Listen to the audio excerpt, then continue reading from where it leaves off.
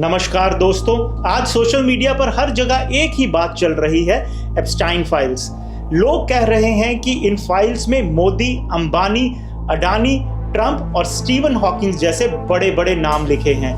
लेकिन सवाल ये है कि एक्चुअल में एप्स्टाइन फाइल्स है क्या, और क्या सिर्फ नाम आने का मतलब गिल्ट होता है? चलिए पूरी स्टोरी सीधे शब्दों में समझते हैं। जेफरी एप्स्टाइन एक अमेरिकन बिलियनर फाइनेंसर था जिसके कनेक्शंस हॉलीवुड, वॉल स्ट्रीट और यूएस पॉलिटिक्स तक फैले हुए थे। उसका लाइफस्टाइल एक्सट्रीमली लेविश था। रिपोर्ट्स के मुताबिक वो सेक्स एडिक्शन से जूझ रहा था और दिन में कई बार सेक्स की डिमांड करता था। इसी वजह से उसने एक सेक्स ट्रैफिकिंग नेटवर्क खड़ा किया जिसमें माइनर गर्ल्स को शामिल किया जाता था। इस पूरे रैकेट में उसकी सबसे बड़ी मददगार थी उसकी क्लोज एसोसिएट और गर्लफ्रेंड गिलाने मैक्सवेल। दोनों मिलकर यंग लड़कियों को रिक्रूट करते थे और उन्हें एप्स्टाइन के पावरफुल दोस्तों के लिए सप्लाई किया जाता था। एप्स्टाइन के पास एक प्राइवेट आइलैंड था, लिटिल सेंट जॉन्स, जिसे लोग पेडोफाइल आइलैंड भी कहते थे।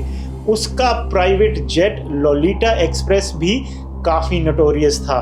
इस आइलैंड से कितनी लड़कियां वापस आई, इसका कोई क्लियर रिकॉर्ड कभी नहीं मिला। 2008 में एप्स्टाइन पहली बार अरेस्ट हुआ।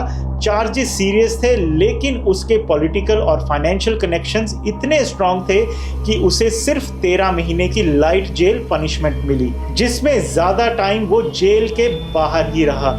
बाहर आने के बाद उसने वापस सब दोबारा शुरू कर दिया। इस बार उसने एक और गलती कर दी, ब्लैकमेलिंग। पावरफुल लोगों के सीक्रेट्स रिकॉर्ड्स किए गए। 2019 में एप्स्टाइन दोबारा अरेस्ट हुआ, लेकिन कोर्ट में जाने से पहले ही वो जेल में डेड पाया गया। ऑफिशियल रिकॉर्ड्स में इसे सुसाइड कहा गया, पर सिक्योरिटी फेलियर्स और सीसीटीवी इश्यूज की वजह से डाउट्स आज भी है। सालों बाद एक विक्टिम ने गिलाने मैक्सवेल के खिलाफ केस फाइल किया और कोर्ट में ईमेल्स, फ्लाइट लॉग्स, टेस्टिमोनीज जैसे सबूत पेश किए। कोर्ट के ऑर्डर पर इन डॉक्यूमेंट्स को पब्लिक किया गया और इन्हीं को आज एप्स्टाइन फाइल्स कहा जा रहा है।